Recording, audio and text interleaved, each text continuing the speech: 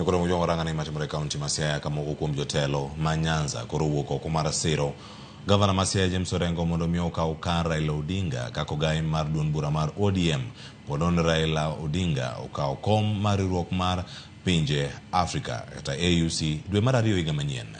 Kata obedo ni noyier Gavana ma Kisumu ngire Peter Nyang' Nyong'o mondo taa romo mar kuku maduong' mar tend ODM e yor kojolo, jaod bura e kaunti ma Siaya Laktar Christine Ombaka kod nyawadgi mar Arieda Otiende Amolo wacho ni Gavana ma Siaya Orengo ema ber gi komno.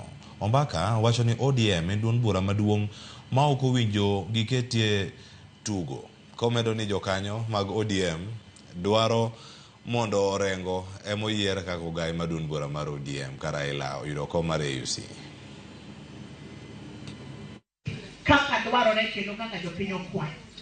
We are happy that we have our governor, Bob Agri Orengo. Everybody wants Bob Agri Orengo to be the party leader everywhere.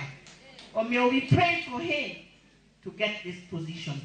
To wang'e ni jakom kose di Addis Ababa ng'ano no man gi experience, ng'ano no man gi knowledge and history en mana James Agri ngawa uwinja koso kuwinja emomiyo kik uluor. And I want to say that a country in peace and unity can prosper. We need unity and peace in Kenya to prosper.